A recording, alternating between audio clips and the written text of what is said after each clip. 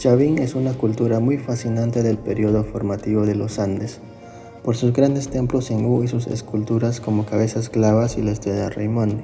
Pero sin duda uno de sus símbolos más resaltantes es el lanzón monolítico o lanzón Chavín, por su forma a una lanza, bueno, entre comillas, aunque de esto hablaremos más adelante.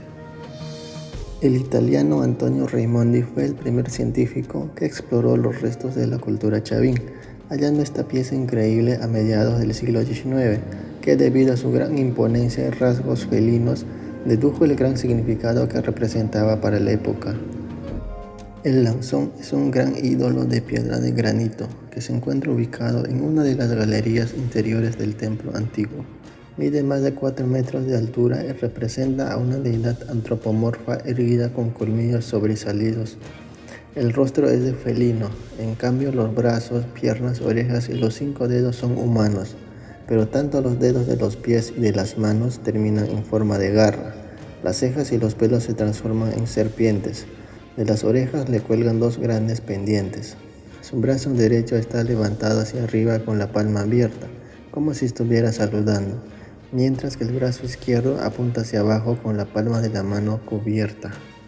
La posición del lanzón mirando hacia el oriente, con la parte superior clavada en el techo mientras que la inferior se encuentra enterrada en el piso, hacen ver que el lanzón constituye un axis mundi o eje del cosmos.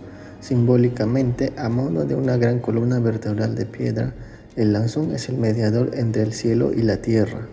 Su ubicación en medio del ala central del templo antiguo, su impresionante tamaño, su concepción artística y su iconografía hace pensar que fue la deidad suprema de Chavín de Huántar. El arqueólogo Luis Guillermo Lumberas también lo ve como el mediador del tiempo, utilizado para fijar el principio del solsticio de verano, es decir, la época de lluvias. Por su parte, Julio Cetello fue quien logró identificar a la deidad que está representado en el lanzón, lo cual sería Viracocha, el dios creador del mundo, o también llamado el dios de los báculos, que es una deidad de diversas culturas como Tiahuanaco, y luego fue venerado por los incas. Ahora hay una controversia si deberíamos llamarlo lanzón o no, ya que en realidad se asemeja más a un gran cuchillo. Entonces, ¿por qué no llamarlo cuchillón?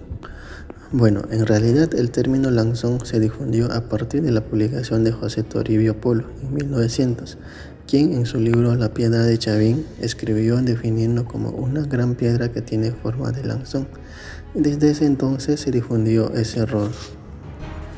Los cronistas, cuando reportaron la existencia de Chavín, decían que los lugareños afirmaban que dentro del templo vivía el dios Guari, por cierto nombre que lleva mi canal, quien estaba personificado en el monolito de piedra. Este dios podía convertirse en hombre, culebra y también en aire veloz, y la gente le pedía abundantes cosechas, aguas para las acequias y salud.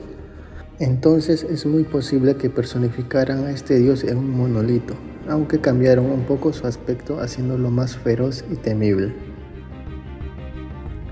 Por tanto, a partir de estos datos, lo más acertado sería denominarlo como el dios Guari de Chavín, y no lanzón Chavín, que suena un poco vago e insultante.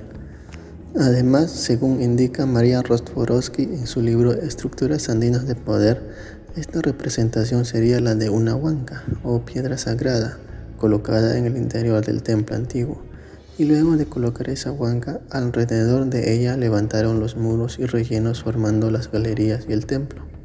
Bueno, sería algo similar a lo que hoy conocemos como plantar la primera piedra.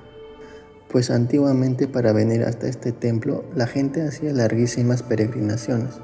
Venían desde Piura, Cusco, incluso de más allá, y todo era para venerar a este dios, que les enseñaba los secretos de la vida y de la agricultura, a través de los sabios sacerdotes, quienes para acertar en la predicción de cómo iba a ser el año agrícola, hacían traer desde Tumbes el sagrado mullo o el espóndilus, que aparece con la corriente del Niño, y según su color y grosor podían predecir si el año iba a ser bueno o malo.